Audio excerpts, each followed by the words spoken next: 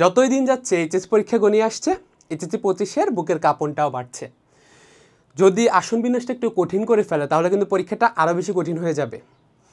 এইটা তোমার জীবনের ফাইনাল বোর্ড পরীক্ষা, তাই এটাকে সিরিয়াসলি নিতেই হবে।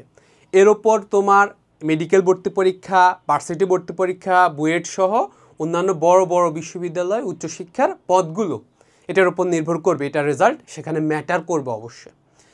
এখন হাতে খুব অল্প সময় আছে নিশ্চয়ই, কিন্তু এই সময়টা কীভাবে আমরা কাজে লাগাতে পারি? সবাই বলবে সিলেবাস শেষ করব, সবাই বলবে বারবার রিভিশন দাও, সবাই বলবে পড়ালেখা গুছিয়ে নাও, কিন্তু কিভাবে নিব? আমি তো এইটা শুরু করলে ওইটা শেষ হয় না। একদিনে বায়োলজি চাইলেও আমি রিভিশন দিতে পারি না, এমন তো কঠিন পরিস্থিতির মধ্যে আমরা পড়ি। কিন্তু কেউ তোমাদেরকে এইটা বলে না যে কীভাবে পড়ার টেবিলে বসে ওই পড়াটা শেষ করতে হবে, কীভাবে লেখাটা গোছাতে হবে। তো আজকের এই ভিডিওতে আমরা সে ব্যাপারে আলোচনা করার চেষ্টা তো করবোই, পাশাপাশি আমাদের সামনের ভিডিওগুলোতে ভাইয়া এ ব্যাপারে আরও ক্লিয়ার আইডিয়া তোমাদেরকে দিব। তাই এইচএসসির এই ফাইনাল রিকনিং, যেটা তোমাদের একদম লাস্ট কনসিকুয়েন্স, তাই না? সেখানে আমাদের প্রথম প্রস্তুতি কিভাবে নেওয়া উচিত সেগুলো একটু শিখে নিই। ভিডিও ভালো লাগলে অবশ্যই বন্ধুবান্ধবের সাথে শেয়ার করে দিবে, এটা তোমাদের দায়িত্ব। প্রথমে আমাদেরকে বুঝতে হবে আমাদের গুরুত্বটা কোথায় দিতে হবে। আমরা ভুল করি, আমরা বুঝি না যে কোন প্রশ্ন কত মার্ক, কোথায় বেশি পড়াশোনা করব, কোথায় কম পড়াশোনা করব। 1 মার্কের জন্য 2 মার্কের জন্য 1 পেজ লেখো, 3 মার্কের প্রশ্নের উত্তর দিতে পারো না, তাহলে লসটা কোথায় হলো বুঝতে পারছো? এইটা তোমাকে মাথায় রেখে প্রথমে দেখো আমাদের এমসিকিউতে যেহেতু 25 মার্ক, সো এটা নিয়ে কথা বলার দরকার নেই, সেটা তার জায়গা আছে, পরে বলবো। সৃজনশীলে 50 মার্ক, সৃজনশীলে ক খ আছে 15 মার্কের আর ঘ ঘ আছে 35 মার্কের। এখন বলো আমাদের তাহলে কোনটা পড়া উচিত সবচেয়ে বেশি? উত্তর হচ্ছে ঘ ঘ।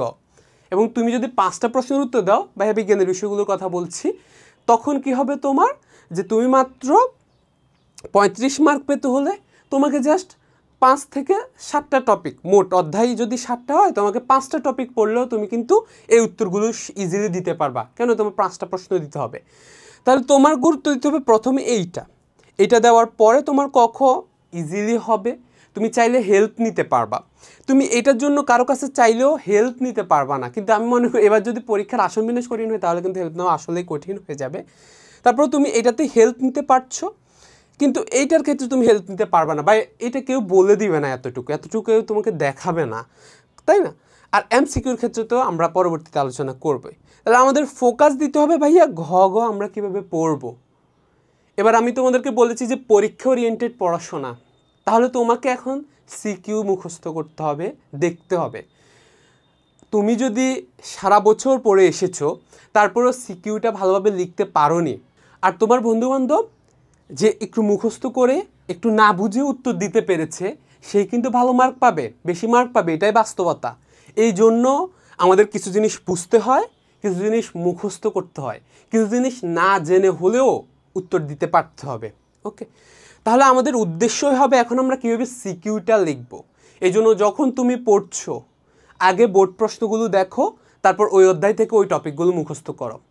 এটা শেষ করার আগে কোনোভাবেই এক্সট্রা কিছু পড়ার দরকার নেই। হাতে কিন্তু এক একটা বিষয়ের জন্য 2 দিনের বেশি সময় নাই। সেজন্য আবারও বলছি, বোর্ড প্রশ্নটা দেখো, ওই প্রশ্নটার উত্তর সলভ করো। এটা এখন এমন প্রিপারেশান লাইক স্যার কালকে ক্লাস টেস্ট নিবে, এখন আমাকে ওই অধ্যায়টা পাঠতে হবে। 2 দিন পর পরীক্ষা তোমার কলেজে, যেমন এখন ওই অধ্যায়টা পাঠতে হবে। এভাবে তোমাকে এক একটা বিষয়ে 2 দিন করেই তোমাকে সিলেবাসটা শেষ করতে হবে। তুমি এখন এইটা আশা করিও না তুমি অনেক ডিপ নলেজ পড়বা, এক্সট্রা ইনফো পড়বা, সিকিউ এমসিকিউ 10 বছরের বোর্ড প্রশ্ন সলভ করবা, দরকার নাই। প্রত্যেকটা বইয়ের প্রত্যেকটা অধ্যায়ে শুধুমাত্র সৃজনশীলে আসে যে টপিকগুলো সাজেশন দেওয়া হয় সেগুলোর উত্তরটা শিখে নেবা, উত্তর। এবার তুমি এইটা ভালোভাবে বুঝেছো কি বুঝে নাই সেটা দরকার নেই, এটা প্রথম কাজ হবে আমাদের জন্য যদি তোমরা ভালো করতে চাও। এভাবে সময়টা মেনটেন করো, 2 দিন সময় দাও, এর বেশি নিজেকে সময় দিও না। তাহলে পরীক্ষা যখন চলবে তখন তুমি আরও 2 দিন রিভিশনের জন্য পাবা, বা আরেকটু ভালো প্রিপারেশনের জন্য পাবা। এখন যদি তুমি আবার বই প্রথম থেকে রিডিং পড়া শুরু করো, যেটা আমাদের মনে হবে, কারণ আমরা যখন পড়তে যাব তখন আমরা দেখব যে আমাদের অনেক পড়াশোনা বাকি, আমরা কিছু বুঝতেছি না, আমরা কিছু পারতেছি না, আমাদের মনে হয় আরও কনসেপ্ট ক্লিয়ার করা দরকার। হ্যাঁ, দরকার ছিল, কিন্তু তুমি করো নাই, তাহলে তোমাকে এইটা করতে হবে। আর যারা পড়াশোনা করেছো তারা সিকিউ ওইটাই লেখা শিখো। তারা 5 বছরের প্রশ্ন যদি ও করে, তুমি আরও 5 বছরের প্রশ্ন অ্যাড করো। তবে আমি বলবো সব বোর্ডের 5 বছরের প্রশ্ন তোমার জন্য মোটামুটি এনাফ হবে। তাহলে 5 বছরের বোর্ড প্রশ্নগুলো সলভ করো, সেগুলো শিখে যাও। পাস করতে চাইলে তো এটা মাস্ট, তোমাকে এইটা পারতে হবে। ভালো মার্ক পাইতে হইলে আগে সেগুলো শিখো, তারপরে তুমি টেস্ট পেপার দেখে এক্সট্রা ইনফো শিখো। এখন যারা পড়াশোনা করনি তারা টেস্ট পেপার দেখার কোনো দরকার নাই, কেননা অত বেশি তুমি পারবা না, ঠিক আছে? সেকেন্ড, যখন তুমি পড়াশোনা করছো, সৃজনশীল লিখছো, তখন তুমি দেখবা যে অনেকেই আমরা বসে বসে সৃজনশীল করি। সৃজনশীল করা যাবে না। তাহলে কি করতে হবে? ম্যাথ বা ফিজিক্স কেমিস্ট্রির ক্ষেত্রে তোমাকে জাস্ট টাইপ দেখতে হবে যে এইটা আমি পারি শেষ। যদি তুমি ম্যাথ করে দেখতে চাও, জাস্ট সংখ্যাটা লিখে ক্যালকুলেটরে শর্টকাট করার মতো করে ক্যালকুলেটরের অ্যান্সার আছে। তারপরে তুমি একটা সৃজনশীল লেখা শিখবে, যেটা আমি সৃজনশীল লেখার মধ্যে দেখাবো আর একটা ভিডিওতে। তার একটা সৃজনশীল তুমি লেখা শিখবে যে আমি কীভাবে ম্যাথগুলো প্রেজেন্ট করব, এই ধরনের ম্যাথ আসলে কীভাবে আমাকে প্রেজেন্ট করতে হয় সেটা আমি শিখে নিব। তাহলে বাকিগুলোতে আমি কোনো ধরনের সময় দিব না। একইভাবে বায়োলজিতেও এই টপিক পারি, এই উদ্দীপকটা পারি, কি ইন্ডিকেট করে সেটা বুঝতেছি, চলে যাও। যে এইটা রক্ত সঞ্চালনকে ইন্ডিকেট করে, এটা হৃৎপিণ্ডের গঠন বলতে বলছে, এটা অ্যানজিওপ্লাস্টি নিয়ে কথা বলতে বলছে, চলে যাও। এর বেশি এখানে সময় দিও না, এখানে পড়িও না। যখন তুমি এটা বুঝেছো, তখন মূল বইটা থেকে ওই টপিকটা গিয়ে একবার পড়ো যে অ্যানজিওপ্লাস্টির প্রসেসটা কী, কিংবা হৃৎপিণ্ডের গঠনের প্রসেসটা কী, সেখান থেকে তুমি উত্তর মুখস্থ করবা, ঠিক আছে? কখনো বারবার একটু পর সৃজনশীল এভাবে মুখস্থ করা যাবে না, ঠিক আছে? মাথায় রেখে নিও। ওকে, এর পরবর্তীতে যে ভাইয়া অনেকে আমরা যেটা করি, যখন আমরা পড়ছি একটু এমসিকিউ প্র্যাকটিস করি, একটু ক খ মুখস্থ করি, একটু ঘ গ শিখি না। শুধুমাত্র শুধু ক খ মুখস্থ, শুধু ঘ গ। তাহলে পড়ার স্টাইলটা কী হবে? আমার ফার্স্ট হইতে হলে আমাকে এইটা করতে হবে। আমরা মেডিকেলে যেভাবে পড়ি আর কি, আমাদের সবগুলো শুধু ডিরেক্ট প্রশ্ন থাকে, তোমাদের ঘ এর মতো। সো এইরকম আমরা জাস্ট যে এই অধ্যায়ে কী কী প্রশ্ন আমাকে পড়তে হবে, তুমি 7টা টপিক পেলা, যেটা সাজেশন, বায়োলজি সাজেশন আসবে সেখানে পাবা। তাহলে এই সাজেশনে ধরো 7টা টপিক তুমি পেলা। এখন এই 7টা টপিকই তোমাকে জাস্ট ওই প্রশ্নটা মুখস্থ করতে হবে। তখন যে আমি তখন বইয়ে চলে যাব, ওই প্রশ্নটা দেখব, তখন আমি এমসিকিউ দেখব না, তখন আমি ক খ দেখব না, ঠিক আছে? আমার জাস্ট ওই প্রশ্নের উত্তরটা মুখস্থ করতে হবে। ওকে, এরপরে যদি আমার সময় হয় তাহলে আমি ক খ মুখস্থ করব। এরপরে আমরা কি করতে পারি? আমরা বোর্ড প্রশ্নের এমসিকিউগুলো সলভ করতে পারি, যেটা নিয়ে আমরা কথা বলবো। তাহলে এমসিকিউ তোমাকে বোর্ড প্রশ্ন, 5 বছরের বোর্ড প্রশ্ন সলভ করে যাওয়া তোমার জন্য যথেষ্ট, এর বেশি করার দরকার নেই। এখন ভাইয়া আমি তো ভালো স্টুডেন্ট, তুমি কি করতে পারো? তুমি যেটা করতে পারো, প্রত্যেক দিন একটা অধ্যায়ের সলভ করে থাকতে পারো, যে আমি প্রত্যেক দিন এক বিষয় করে সলভ করতে থাকবো। এটা আমার রেগুলার প্র্যাকটিসের মধ্যে থাকবে, প্লাস আমি বইটা আবার রিডিং পড়তে থাকবো। তাহলে তোমার রিভিশন দেওয়ার দরকার নেই, তুমি চাইলে বইটা আরেকবার রিডিং পড়ে যেতে পারো যদি তোমার সময় থাকে। যাদের সময় নেই তাদের এইটা করার কোনো দরকার নেই, ঠিক আছে? ওকে, এখন এই দ্রুত সিলেবাস শেষ করবো আমরা কিভাবে? সেটাই তো, যে ভাইয়া সিলেবাস শেষ করব। তাহলে আমাদের একটু আগে যে প্রসেসগুলো বললাম সেগুলো যদি আমরা ফলো করি, তাহলে আমরা দ্রুত সিলেবাসটাতে আগাইতে পারবো। সেটা হলো প্রথমত গুরুত্বপূর্ণ টপিক। ভাইয়া একটু আগেও বলেছি, সাজেশান ভাইয়া তো দিব, কিন্তু এটা দরকার পড়ে না।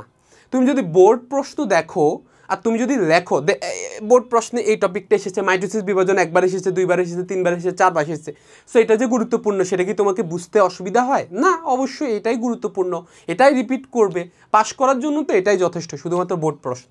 তাহলে সেই গুরুত্বপূর্ণ টপিকগুলোই আমরা শুধুমাত্র পড়ব। বইয়ের আনাচে কানাচে শেখার দরকার নেই, একটা ব্যতিক্রমী প্রশ্ন শেখার দরকার নেই, কম গুরুত্বপূর্ণ প্রশ্ন শেখার দরকার নেই। ভাইয়া বারবার বলেছি, যেগুলো বেস্ট হাই ফ্রিকোয়েন্সি কয়েকবার এসেছে, আগে সেই প্রশ্নগুলো শেষ করে, সিলেবাসটা শেষ করে কনফিডেন্স গেইন করো। যতক্ষণ না তুমি সিলেবাসটা শেষ করে কনফিডেন্স গেইন না করতে পারছো, ততক্ষণ কোনো লাভ হবে না। সেই জন্য সিলেবাসটা শেষ করে কনফিডেন্স গেইন করো। আর বোর্ড এমসিকিউতে বলেছি যে ভাইয়া প্রত্যেকটা বোর্ডের পারলে 5 বছরের প্রশ্ন সলভ করে যাওয়া যথেষ্ট। তুমি যদি 2 বছরের প্রশ্ন সলভ করো, দেখবা যে তোমার ফ্রিকোয়েন্সি বেড়ে যাবে, সময় বেড়ে যাবে। এজন্য তুমি জাস্ট এখন প্রশ্ন উত্তর একটু বুঝে, আবার এমন না যে শুধু উত্তর মুখস্থ করলা, কেন ওই উত্তরটা, শুধু সেটা দেখে চলে যাও। এর বেশি সময় দেওয়ার কোনো দরকার নেই। প্রশ্ন উত্তর, কেননা তুমি বোর্ড প্রশ্ন সলভ করতেও তোমার 3 দিন লাগে, যেটা তোমার এইচএসসি লাইফে আমরা করতে বলেছি। এরপরে পরীক্ষার জন্য প্রস্তুতি।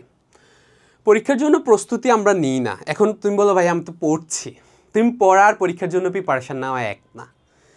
তুমি পড়লে পরীক্ষায় পারবা এটাও ভালো না। অনেকেই অনেক পড়াশোনা করে কিন্তু পরীক্ষায় ভালো করে না, পাসও করতে পারে না, সারাদিন পরীক্ষার হলে বসে থাকে, কারণ ওই যে পরীক্ষার জন্য প্রস্তুতি নেয় না। তোমাকে আজকে থেকে চিন্তা করতে হবে, ভাইয়া যখন একটা প্রশ্নের উত্তর লিখি ভাইয়া এভাবেই চিন্তা করি যে এই প্রশ্নটা যদি পরীক্ষায় আসে আমি কি করব। এখন ধরো পরীক্ষায় এসে গিয়েছে যে মাইটোসিস কোষ বিভাজনের বর্ণনা দাও, এখন দাও তুমি মাইটোসিস কোষ বিভাজনের বর্ণনা, তুমি কি রেডি? তুমি তো গত 3 বছর ধরে 3 বছর না 2 বছর ধরে যে এটা পড়ছো, এখন তুমি কি রেডি বলো? উত্তর দাও সরাসরি যে হ্যাঁ, মনে করো, দেখবে যে তুমি পারছো না, আটকে গেছো, তার মানে তুমি পরীক্ষার জন্য প্রিপেয়ার্ড না। তাহলে পরীক্ষার জন্য প্রিপেয়ার নেওয়ার জন্য কি করতে হবে?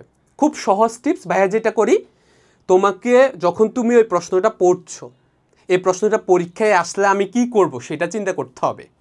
তুমি পরীক্ষায় আসলে বইয়ের মতো করে এত বড় উত্তর দিবে এটা আশা করিও না। একটা লাইন পারলে সেটার উপর বেস করে আমরা উত্তর দিই, এটাই সত্যি কথা।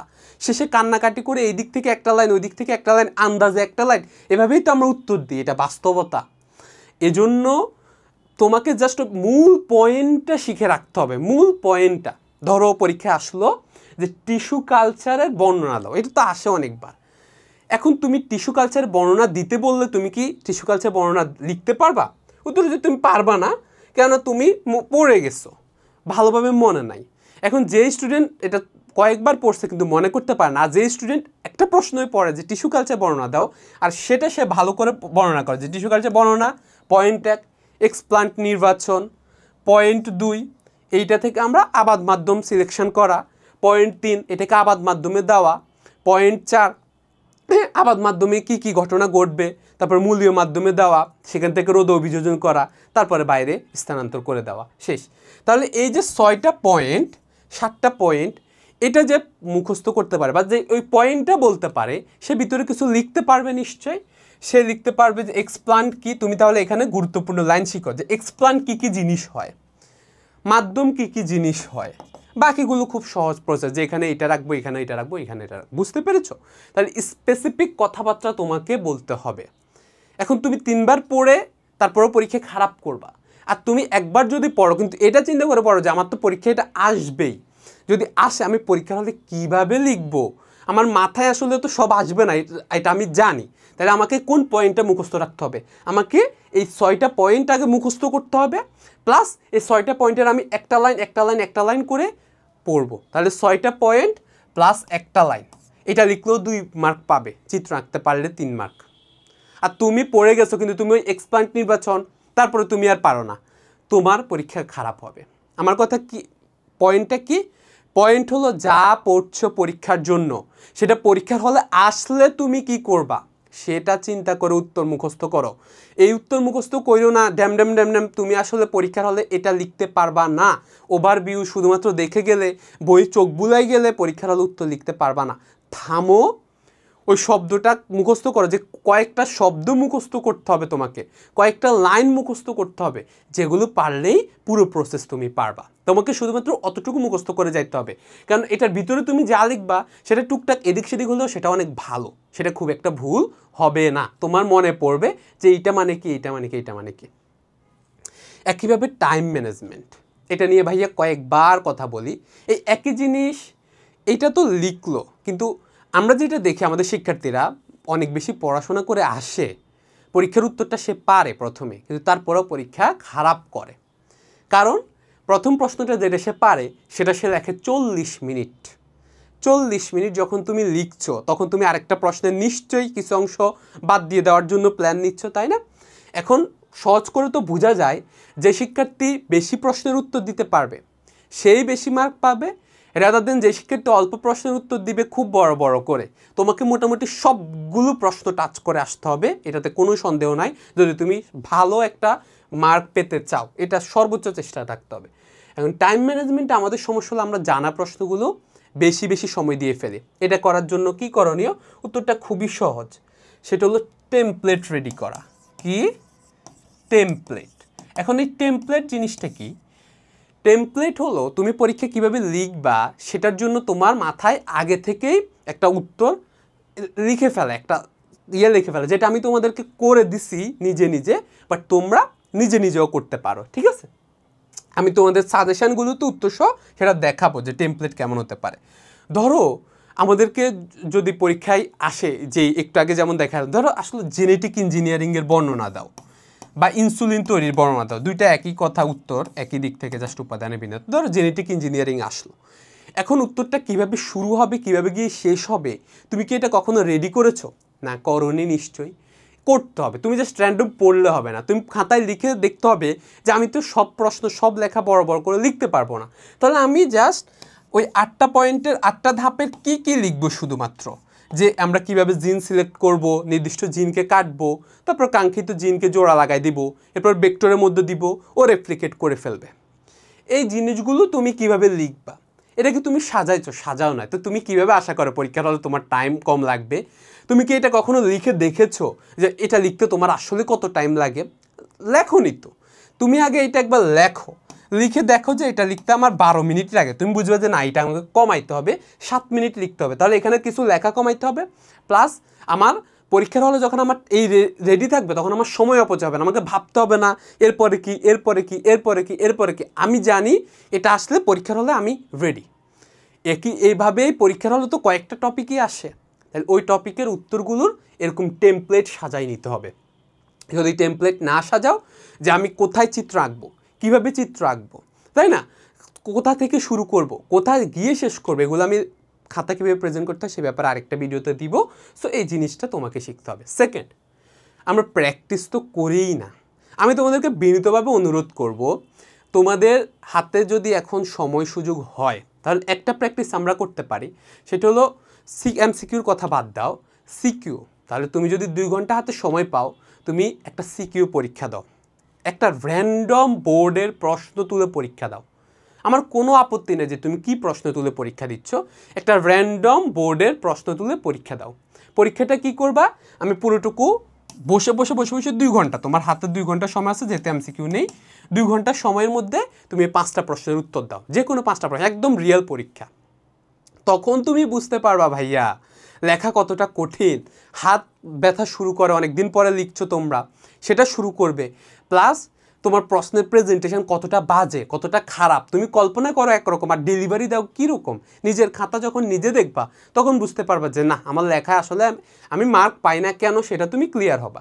এবং তোমার ওই যে টাইম ম্যানেজমেন্ট সম্পর্কে আইডিয়া হবে। এভাবে যদি তুমি আগামী 10টা অন্তত মডেল টেস্ট দিতে পারো খাতায় লিখে 2 ঘন্টায়, টাইম টু টাইম, কোনো সিকিউ, কোনো বই দেখা যাবে না, কিছু দেখা যাবে না, রিয়েল পরীক্ষা। তুমি পারো আর না পারো, তুমি পরীক্ষার হলে যা লিখতে আন্দাজে এখানেও আন্দাজে লেখো, তুমি পরীক্ষার হলে যা করতে এক্স্যাক্টলি সেটা করো, করে তুমি এই 2 ঘন্টা পরীক্ষা দিয়ে খাতাটা মূল্যায়ন করো। যদি তারপর অসুবিধা হয় আমাকে হোয়াটসঅ্যাপে পাঠিয়ে দিবা বা মেসেঞ্জারে, বা হ্যাঁ তোমার খাতার ফিডব্যাক দিব, সবাই যতজন পাঠাবা। এই জিনিসটা তোমাকে মাথায় নিয়ে কাজ করতে হবে, তাহলে তোমার কি টাইম ম্যানেজমেন্ট শিখলা, হাত ক্লিয়ার হইল, লেখার ধরন ক্লিয়ার হইল, তুমি জানো যে পরীক্ষায় আসলে বাস্তবতা এমনই হবে, আমি এরকমই লিখবো, তাহলে এটাকে কিভাবে ভালো করা যায় সেটা তুমি শিখবা। তাহলে প্রশ্নের উত্তর লিখতে শিখা আর পরীক্ষা দিতে শিখা, এ দুটো যখন তুমি শিখতে থাকবা তখন তোমার পরীক্ষার জন্য প্রস্তুতি হইতে থাকবে, এখন তুমি ইনশাল্লাহ রেডি হয়ে যাবা। তাহলে আমরা এই কয়েকদিনে এই কাজগুলো শুধুমাত্র করার চেষ্টা করব, 2 দিন করে আমরা এইটা শেষ করার চেষ্টা করব। এবার হচ্ছে স্পেশালের মধ্যে প্রথমটা হলো ভাইয়া প্র্যাকটিস এমসিকিউর কথা। আমরা প্রত্যেক রাতে চাইলে একবার একটা এমসিকিউ বোর্ড প্রশ্ন পরীক্ষা দিয়ে যেতে পারি। ধরো তুমি 2 দিন বায়োলজি পড়ছো, 2টা করে এমসিকিউ দাও এবং প্রত্যেকটা এমসিকিউ 10 মিনিটে দাও। এমসিকিউ দিতে বেশিক্ষণ সময় লাগে না, 10 মিনিটে দিয়ে 5 মিনিটের রেজাল্ট দেখে চলে যাও। 10 মিনিট দিয়ে 5 মিনিটে, মানে আমি বলতে চাচ্ছি এই বোর্ড পরীক্ষার সময় যখনই সময় পাও দুটো কাজ করো, এই এমসিকিউ প্র্যাকটিস করো, যখনই সময় পাও একটু খাওয়া দাওয়া করলাম 15 মিনিট 5 মিনিট 10 মিনিট, আমাদের কি অসুবিধা, ফোন চালাইতে হয়, 8:45 বাজে, 9টা থেকে শুরু করব, এই সময় কি ফোন চালাবো না ভাইয়া, না, ভুল কইরো না, তোমার জীবনে এটা সবচেয়ে বড় কারণ হয়ে দাঁড়াবে ক্ষতির। প্র্যাকটিস করতে পারো, ওই সময়টাতে তুমি ক খগুলো মুখস্থ করতে পারো, যে আমি একটু এই অধ্যায়ের কটা দেখি, ওই অধ্যায়ের কগুলো দেখি। ক যখন পড়ছো একটা লাইন পড়ো, জাস্ট একটা লাইন পড়ো, রেচন কি, সুন্দর করে জাস্ট একটা লাইন শিখো যে নাইট্রোজেন গঠিত পর্যায়ে শরীর থেকে বের হয়ে যাওয়াকে রেচন বলে। এভাবে তুমি যেটা লিখতে পারবা সেভাবে জাস্ট ওই লাইনটা শিখো, ওই শব্দগুলো শিখো যেগুলো দিয়ে তুমি উত্তরটা দিতে পারবা। এটাই বাস্তবতা। কেউ অত বড় সংজ্ঞা, অত ক্লাসিক সংজ্ঞা বইয়ের মতো সবাই পারে না। যারা অনেক দিন ধরে প্র্যাকটিস করছে পড়ছে শুধুমাত্র তারা ছাড়া, ঠিক আছে? সেজন্য ওই খ, তারপরে খতে যে দুইটা লাইন আমি কি, এটা কেন হয়, কিভাবে হয়, সেই উদাহরণ কি, এই কয়েকটা শব্দ আমি শিখে যাব। আমার অত সময় নাই আমি এখানে এক্সপ্লানেশন শিখবো, ভিতরে ডিটেল শিখবো, 10টা উদাহরণ শিখবো, এর ব্যতিক্রম শিখবো, দরকার নেই একদমই। দ্বিতীয়ত ভাইয়া হতাশা, যখনই বইটা ধরতে যাবা হতাশা নেমে আসবে, এবং তাই স্কোপ করার উপায়, ফোনটা হাতে নাও, ফোন চালাও, আরও হতাশায় ডুবে যাবা। দেখো ভাইয়া, তোমাকে এই পরীক্ষাটা দিতে হবেই, আজকে হোক কালকে হোক। এবং কখনো এই চিন্তা করিও না যে এবছর পরীক্ষা দিব না পরের বছর দিব, খারাপ করবা আরও বেশি। এবছর পরীক্ষা দাও, এক্সপিরিয়েন্স নাও, খারাপ হইলে পরের বছর কি দিতে পারো, মানে হলো আবার ইমপ্রুভমেন্ট দিতে পারো। সেজন্য আমার পরামর্শ হলো, দেখো তোমার তো হারানোর কিছু নাই, হইতে পারে তোমার কোনো অসুবিধা ছিল, কোনো ঝামেলা ছিল, কিন্তু তোমার পরীক্ষার সামনে, এবং এই পরীক্ষাটা তোমার অংশগ্রহণ না করলে তুমি তো ফেল, এমনিতেই তুমি হেরে এমনিতেই গেলা, বরং একটু দিয়ে দেখো, পরীক্ষা সর্বোচ্চ প্রিপারেশন নিয়ে দিয়ে দেখো। হতে পারে তোমার কিছু খারাপ রেজাল্ট চলে আসতেই পারে, ফেলও হতে পারে, তখন ইমপ্রুভমেন্ট দিবা। তখন তোমার অনেক বড় এক্সপেরিয়েন্স আছে যে আমি অলরেডি পরীক্ষা দিয়েছি, আমার সব ধরনের অভিজ্ঞতা হয়েছে এবং আমি অলরেডি প্রিপারেশান নিয়েছি। কিন্তু তুমি যদি এখন অফ করে দাও, তুমি নিশ্চিত গত 3 মাসেও পড়াশোনা করবা না। এবং আলটিমেট ট্রুথ হলো, কয়েকদিন পরে আবার এইচএসসি 26-এর বোর্ড পরীক্ষা দাঁড়াবে, এটা খুব অল্প সময় লাগে, 6 মাস 7 মাস 8 মাস পরে দেখা গেল আবার পরীক্ষা শুরু হয়। সেজন্য তখন আবার দেখবে যে তুমি ওই যেই লাও সেই কদুই রয়ে গেলা, তাই না? তুমি যেই পড়াশোনা গ্যাপ, সেই পড়াশোনা গ্যাপই রয়ে গেল। এটা কি তুমি চাও? অবশ্যই চাও না। তাই আমার কথা হলো ভাইয়া, হতাশার চিন্তা কইরো না, ডু ইউর বেস্ট, যতটুকু দেওয়া সম্ভব, যতভাবে দেওয়া সম্ভব অতটুকু। আমরাও এরকমই, কত পরীক্ষা আমি 2 দিন 3 দিন পড়াশোনা করেই দিতে হয়েছে, এবং এত বড় বড় পরীক্ষা, প্রপের মতো পরীক্ষাও মানুষ 3-4 দিন পড়েই দেয় আসলে। তাহলে এভাবেও তো দেওয়া সম্ভব। এই জন্য ওই যে ভাইয়া যে স্ট্র্যাটেজিগুলো বললাম সবগুলো ফলো করে নিজের সর্বোচ্চ সময়টাকে দিয়ে সর্বোচ্চ প্রিপারেশান নিতে থাকো। সবসময় এটাই চিন্তা করো, আমি পরীক্ষার হলে বসে আছি, what should I do now. পরীক্ষার হল যদি আমার একবার খাতাটা দেখার সুযোগ হইতো, নোটটা দেখার সুযোগ হইতো, তখন আমি কি করতাম? নিশ্চয় আমি খুব ফাস্ট নোটটা দেখে আবার পরীক্ষা দিয়ে ফেলতাম। ঠিক একই জিনিস এখন করো। তুমি যদি সময় বেশি বেঁধে দাও, অনেক বেশি সময় লেগে যাবে, সিলেবাসটা শেষ হবে না। সিলেবাসটা শেষ করে ফেলো, কনফিডেন্স গেইন করে ফেলো। দেখা হচ্ছে পরবর্তী ভিডিওগুলোতে। আসসালামু আলাইকুম।